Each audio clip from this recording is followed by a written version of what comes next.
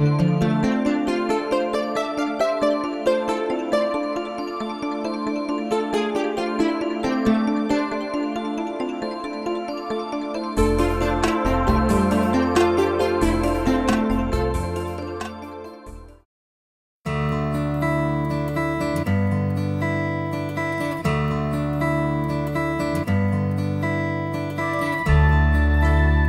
afternoon. My name is Paul Grandal. I'm the president of the Manatee County Bar Association. I am very happy to have with us today the president of the Florida Bar, Michael Higer. Before we even get started, let's give him a round of applause. Obviously, Michael's probably all over the state of Florida. He's just coming from Orlando, and we appreciate you being here, Michael. It's really going to be a nice program today. We have other judges that are in attendance today, and we're pleased to have them. Judge Economou, Judge Smith, Judge Brownell, and Judge Ferentz, and whoever else rolls in here. Thank you, judges, for being here at today's program. Does anybody have a guest or a new member of the bar whom they'd like to introduce today?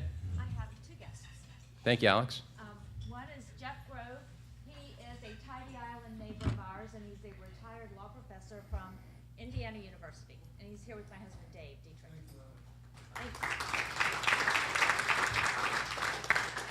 And the other guest is Sherry Christensen. She is with a wellness place, and we invited her here today because of our topic today. But it's a huge facility out at Lakewood Ranch. They have 25 therapists and do all kinds of great stuff. And we normally don't invite people who have a business, but we just thought it would be nice to invite her given the situation. So welcome, Sherry. Welcome to both of you. Thank you, Alex. Anybody else? Okay, no other guests.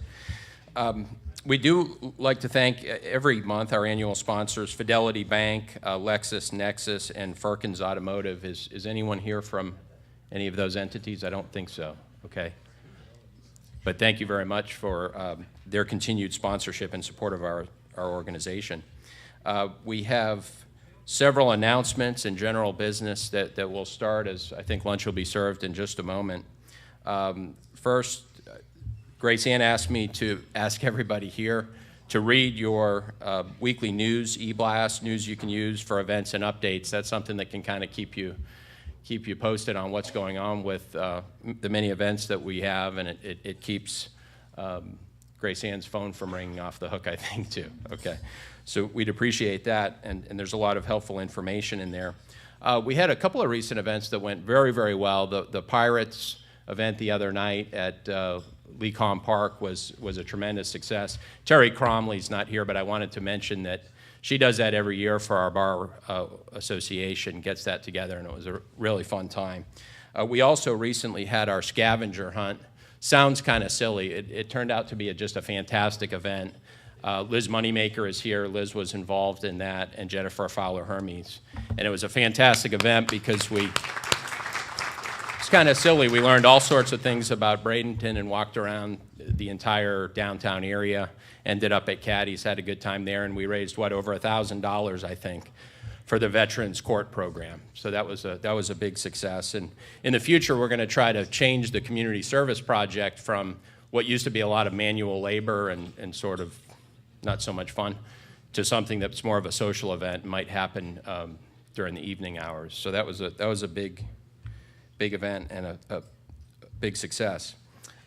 We are going to need, if anybody wants to submit nominations for our Community Service Awards, we're going to need those in about the next week. They're technically due on the 1st of April, but I think we're going to extend that deadline by about 5 days. So if anyone knows somebody from their firm or another attorney in the community, there are many deserving people that should probably be nominated for those awards. Please get those in to Grace Ann very soon. You can get them. I think they're attached to one of your more recent emails that Grace Ann sent out. Upcoming events, we have the Beach Party Spring Social. That is our April event. We do not have a general membership meeting, or that's it for the month of April. And that is on Friday, April 13th, Friday the 13th. So that should be a lot of fun. The invite you'll find in the inter alia for details. Bryony is not here. Sierra, are you going to give the young lawyer a hot minute? Thank you.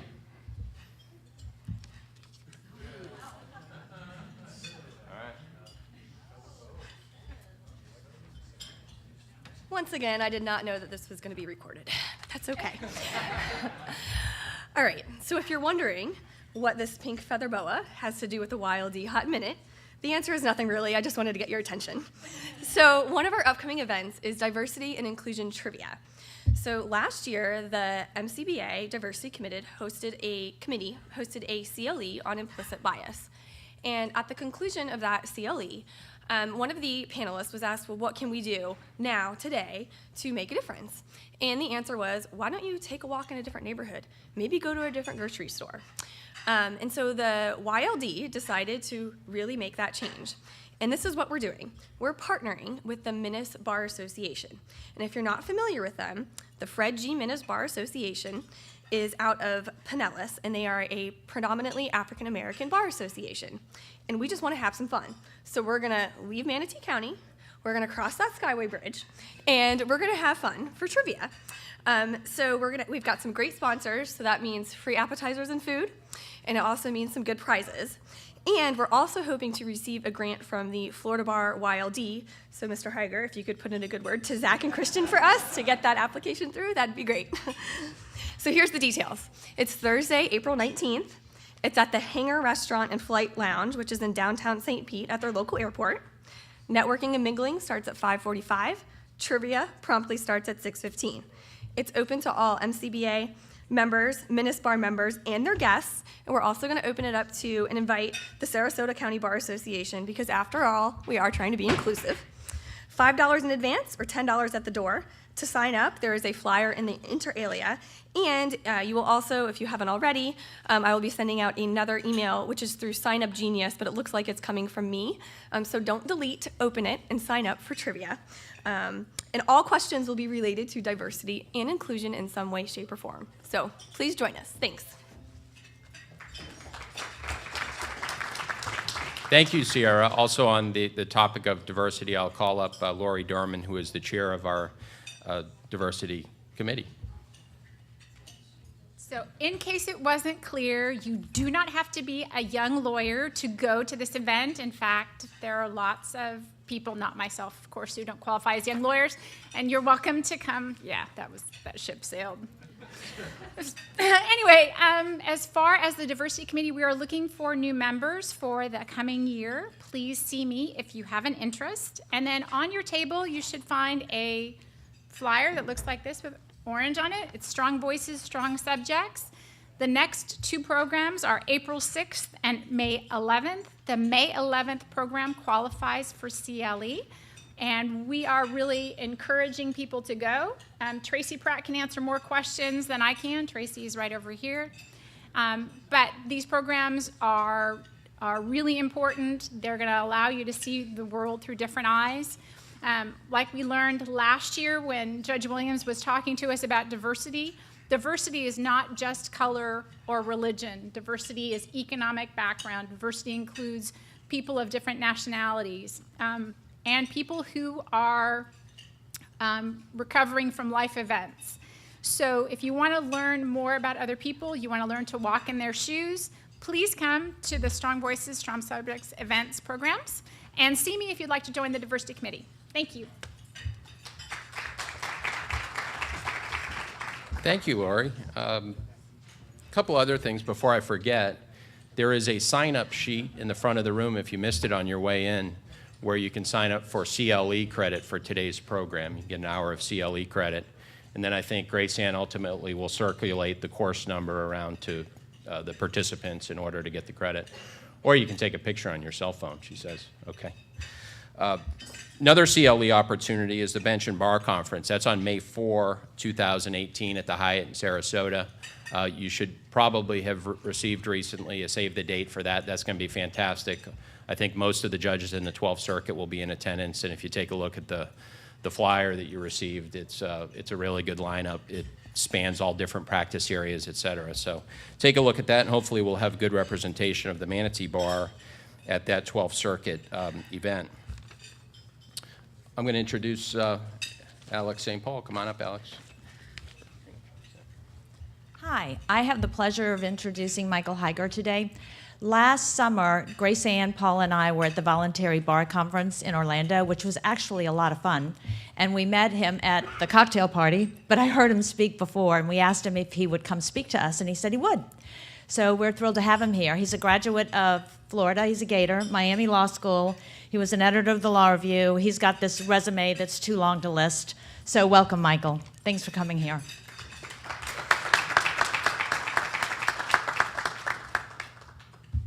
Thank you, Alex. I can't tell you how much I truly appreciate you keeping the bio short. So many folks have read the longer bio.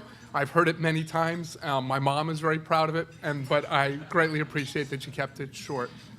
And thank you, Paul, for hosting me here. You know, so many folks, when I go to these things, they come up to me and they say, oh, it's such an honor and privilege to have you here. But I really mean it from the heart when I say, it's my honor to be here. It's incredible to travel around the state and to come to your bars. I've said this many, many times, but it's worth repeating, which is the Florida bar is a mandatory bar.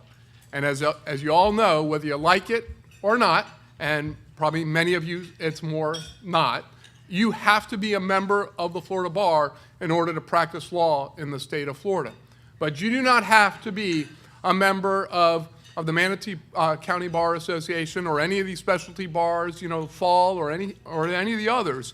And you being here today and the programs, the diversity programs that you sponsor and that you push forward, you know, that says something about your commitment to your community and the legal community. And so give yourselves all a big round of applause. And then I hope you'll indulge me for a moment also to brag on one of my board members. I'm sure you all know Scott Westheimer, but let me tell you how I know Scott Westheimer. Scott has served on the Board of Governors with me for how many years now, Scott? 5 years. And in those 5 years, he has, in that relatively short period of time, he has become one of the most impactful members on our board.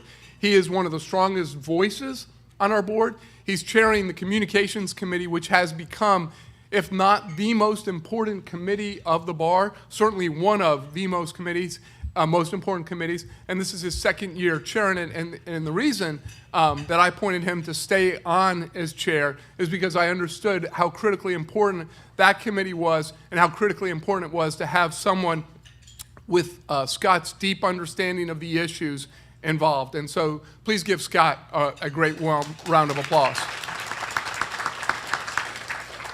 And by the way, when if ever I actually get to the content of my presentation, Scott really put all that together as a communications person. So if you don't like any of the content, that's also Scott.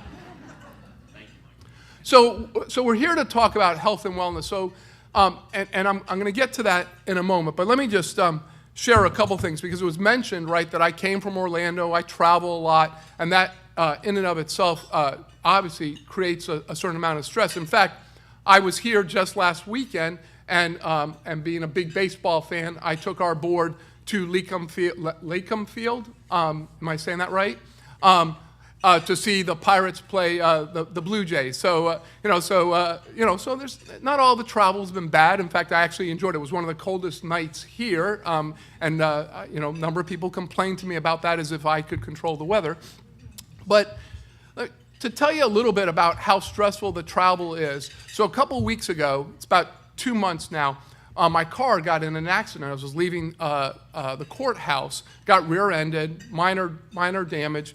But because I travel so much, instead of having renting a car like most folks would do while your car is in the body shop, I said, well, I'll just Uber for the few times that I'm actually in town and need a ride somewhere. So not the most sophisticated in terms of Uber. Scott will tell you that I'm not the most technologically proficient guy. But yesterday, when I went to the airport, right, and started to plug in, where I'm going and all that stuff, and Uber starts memorizing your information. And so when I went to put in home, it said that home for me was the Fort Lauderdale Hollywood International Airport. So I knew that maybe I'm traveling a bit too much.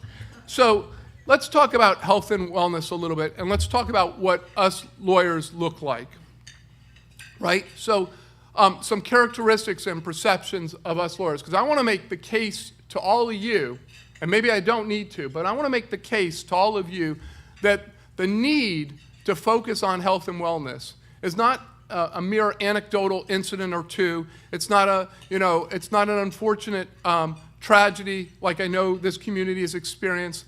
It's not just one isolated issue that's happened in Dade County or has happened across the state, but it is something that is systematic and something that we need to address in the state of Florida. So let's talk about us lawyers, and tell me if some of these resonate with you. We're workaholics. We work 60-plus hour work weeks, including or not including weekends, depending on who you are. 24/7 on demand. If anybody who's got one of these things got any question about that anymore, probably you'll be checking it, even during my speech, right? We don't take vacations. Oh, not only do we not take vacations, but if we take a day off, we hide the fact that we took a day off. We don't want to tell anybody that. We're for most of us, many of us, we're in an adversarial system, always arguing with somebody about something. Highly competitive, right? I'm sure most of you don't have a lot of clients who like when you lose. Nobody works on simple little cases. They're all bet the company cases. We got technological pressures from all over, right? Artificial intelligence, whatever the heck that is, commoditization, outsourcing. All these folks are competing with our market share. We are responsible for our clients' burdens. Clients don't tend to come to us at the best times in their lives. In fact, they tend to come to us at the worst times in their lives. I can't tell you how many successful results I've had for clients in litigation that's lasted 5, 6, 7, 8 years and spent gazillions of dollars in it, where the client said, hey, thanks, Mike, really loved everything you did in the result, but if I never see you again, that'll be fine by me. Laws are incredibly complicated, right? For us older lawyers, right, when the rule book was like this and now like this, not only expected to know the laws, expected to master them, not just from Florida, but everywhere. And we do all this, right, with an exterior, right, where we exhibit out to the world that we're tough, we're invincible, nothing's wrong in our lives ever. We sacrifice our own personal health. I would hate to embarrass folks and ask you all, when was the last time you got a physical? But tends to be that lawyers put off their own physical health. And we wear this invincibility as a badge of honor, right? If an associate in the office bills 2,000 hours, he or she is competing with someone else who billed 2,100 hours, and they brag about it. So we are, without a doubt, a uniquely stressful profession. And if there's any question, right, that this stress has taken a toll, let me share some stats with you. First, some national stats. Alcoholism, we're at 18% of us have an alcoholism problem. That's double the general population. High anxiety, diagnosed, 19%. Mental disorders, that's diagnosed mental disorders. That's not that you think your opposing counsel has some type of disorder. That is a lawyer who has been diagnosed with some type of issue, whether it be anxiety or something more serious. Third of this room, that's, you folks over here, that is a lot of lawyers in our state. Severe depression, 3.6 times more likely to suffer from severe depression. And what's the number one indicator for someone who's at risk for suicide? So it's not surprising that we are twice as likely as the general population to commit suicide. That, to me, unacceptable. Now let me give you some numbers from Florida, based on our own studies by the bar.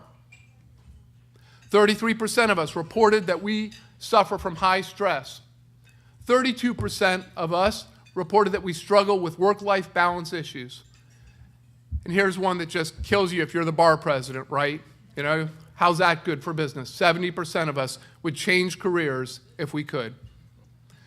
And so, right, a younger lawyer came up to me and said, oh, well, this doesn't apply to me. Well, let me give you the numbers for law students. 23% report that they suffer mild to moderate anxiety. 14% severe anxiety. 17% depression. And 6% serious suicidal thoughts. So this is a problem that is affecting us from law students, from law school, to us as lawyers, and even judges. So again, baseball fan, right? So, and hopefully it's timely. Opening day's tomorrow. Is everybody excited about opening day tomorrow? Yeah? Okay, good. Just placate your president. He's excited. So Roy Campanella said, you've got to have a lot of little boy in you to play baseball for a living. And I think to be a lawyer and to be the bar president, you got to have a lot of heart to be a lawyer. And so you got to care about our lawyers, and I care about our lawyers. So when the year started, I said, we need to address these issues. These numbers are unacceptable. So traditionally, the bar has been really, really good at dealing with lawyers who've had problems, whether it be mental health issues, whether it be substance abuse issues, as those problems have manifested themselves into some type of misconduct.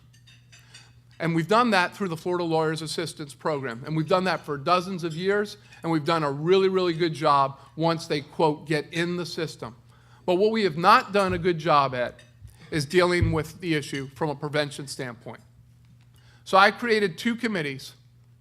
One is a mental health law committee, which I'm not going to talk very much about, but that's chaired by Judge Stephen Leifman. Judge Stephen Leifman is a judge in Dade County, Florida. He's one of the administrative judges in our court, who's not just a local Dade County or a Florida celebrity, if you will, in terms of these issues, but he has been a player on the national stage in terms of addressing mental health issues. And he's chairing the committee to look at our mental health laws throughout the state with the expectation that in our May meeting, he's going to propose legislation that he's already working on with some of his legislative partners in order to revamp the mental health laws that apply throughout the state.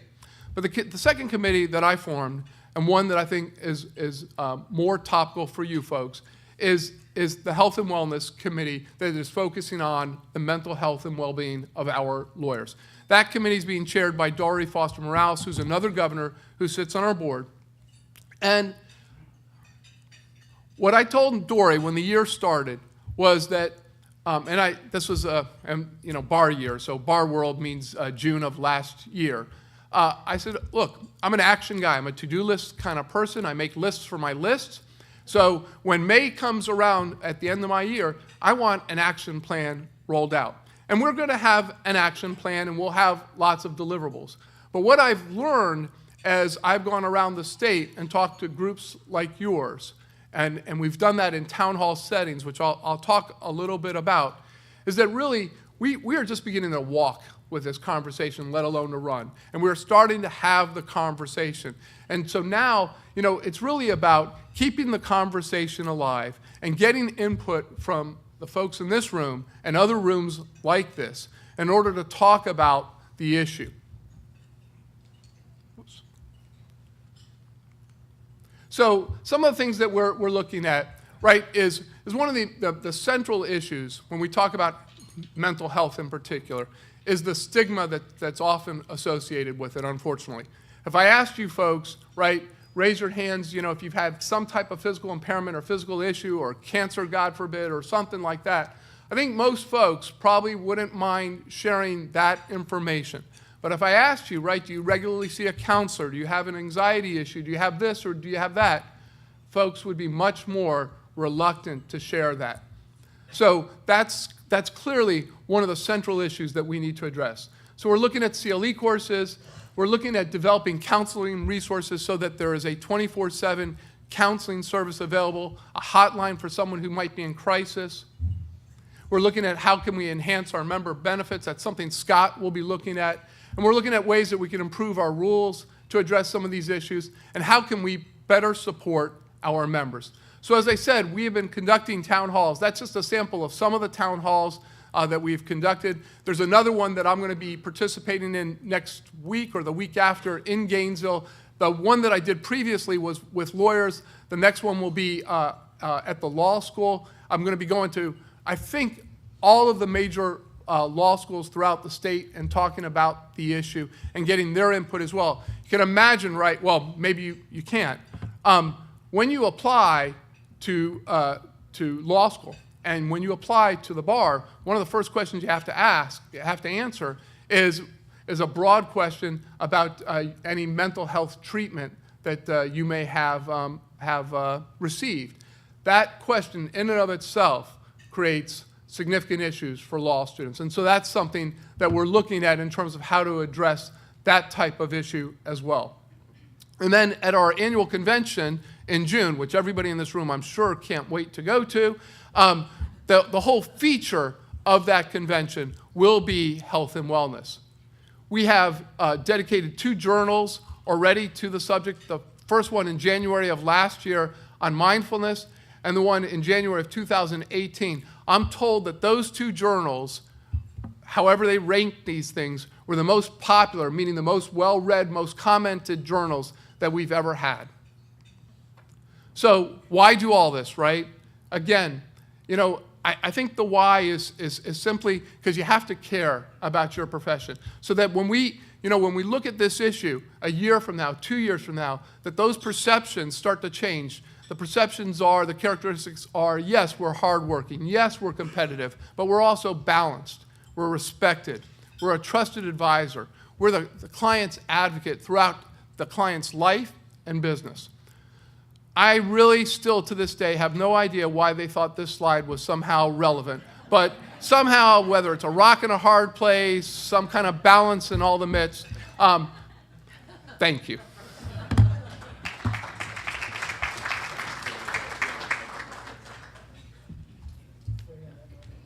Talk about stressful. They didn't tell me this was going to be filmed, by the way. Yeah, we're sneaky that way. You're just making me even more stressed. So I'm Lori Dorman, and actually, although I had my phone out, it was because I was actually taking notes because we're lawyers and we don't use pens and paper anymore. I do.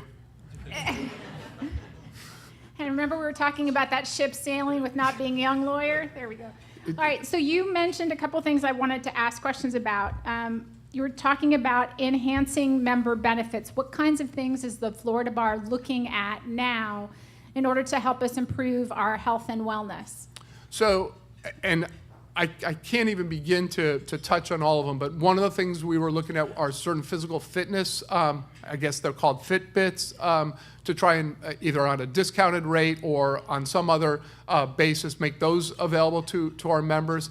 And then there were other apps that they were talking about in order to provide folks with, I guess, a means for quick communication through use of that thing you got in your hand. The other thing you mentioned was developing some counseling resources for bar members and hotlines. I get every bar meeting, I swear, I get choked up.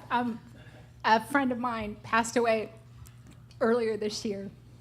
I'm sorry for your loss. Well, a friend of pretty much everybody here in the room. What kinds of things is the Florida Bar contemplating as far as making those resources available now, Right. or as soon as we can? So let me, Thank and thank you for the question.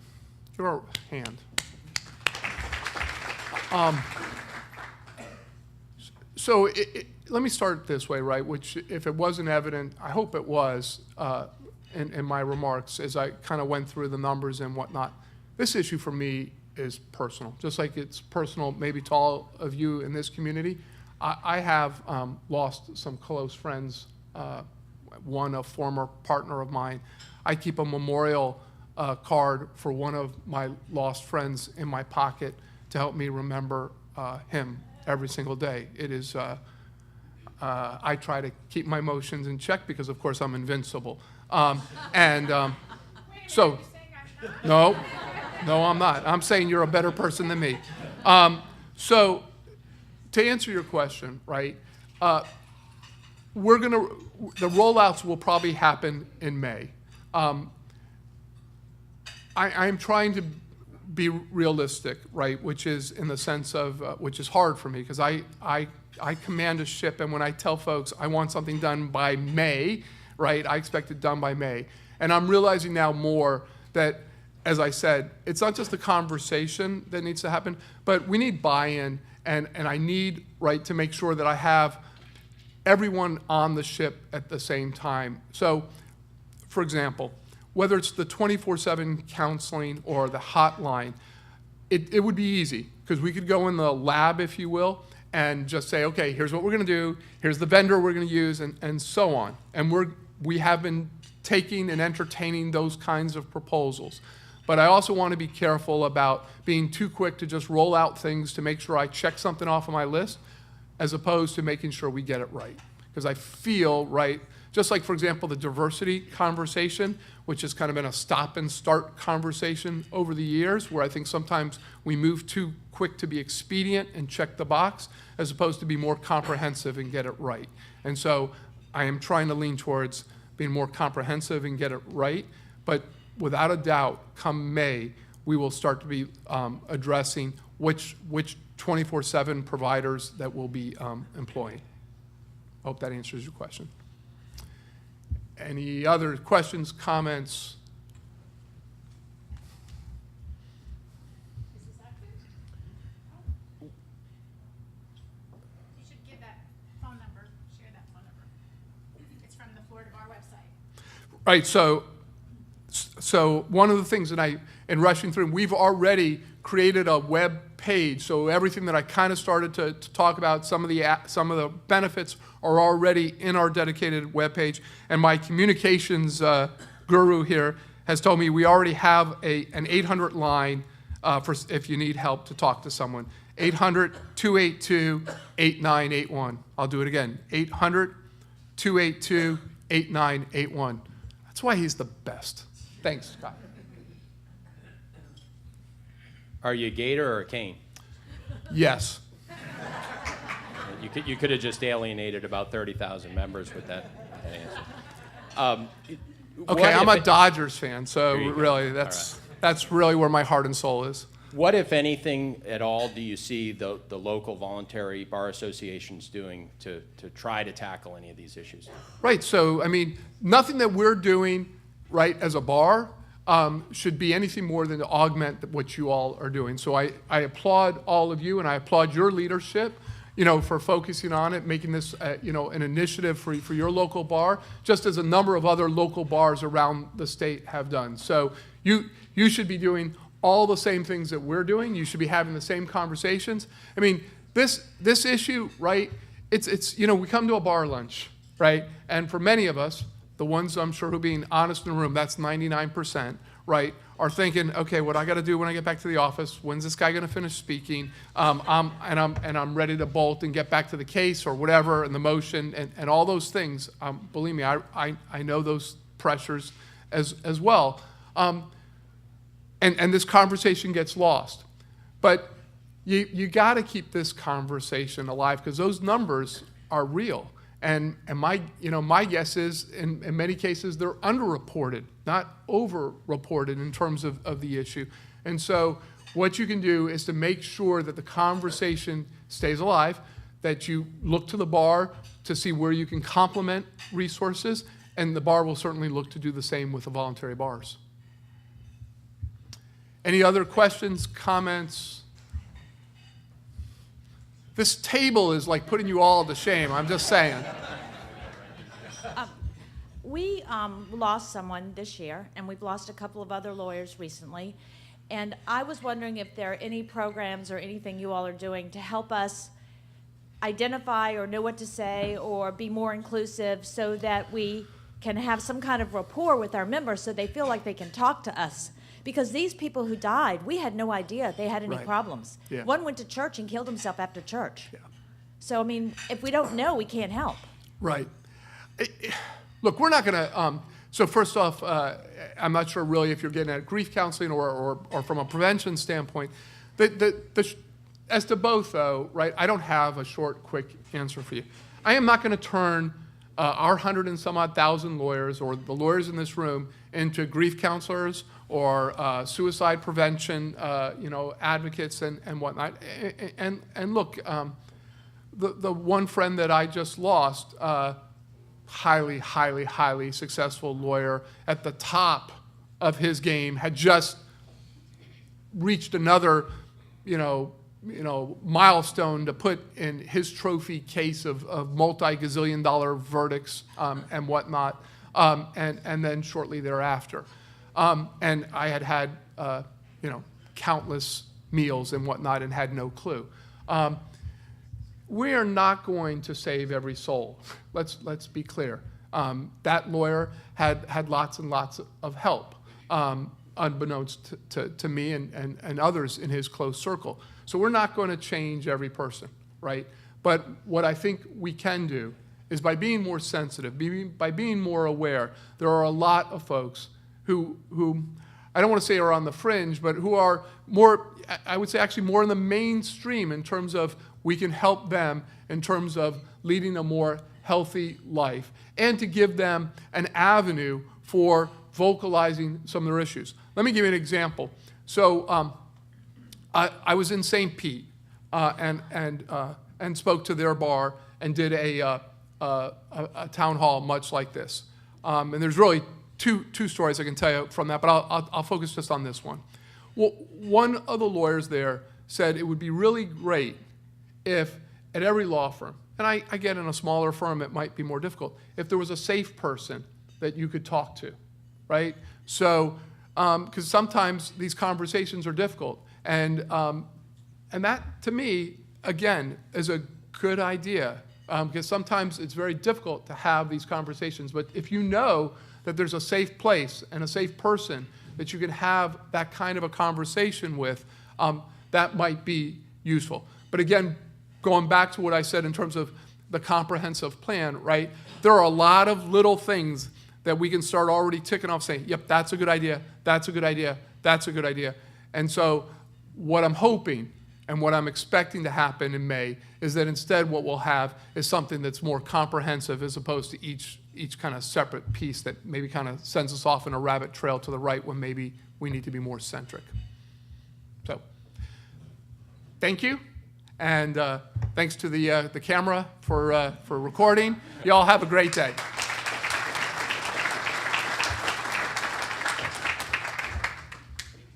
Thank you, Mr. Higer. Michael. That's something I think everyone in this room, if they were willing to talk a little bit more about it, would admit that this really resonates with everybody in our practice of law, and it's a real privilege to have you speak here regardless, and the topic really resonates with us all. So we appreciate your time and helping us to spend a few minutes thinking about this important issue. We hope you enjoy your time in Bradenton. Thanks to Charles Clapsaddle for filming Mr. Higer and putting that on YouTube today so that everyone can take a peek at that. It was a fantastic program, fantastic presentation. Our next meeting in this room will be Law Day on May 30, 2018, when our guest speaker will be Senator Bill Galvano, who will be the president of the Florida Senate. So we hope you're all there for that. Thanks again, Mr. Higer. Let's give him a big round of applause. Meeting adjourned. We hope you all have a great day.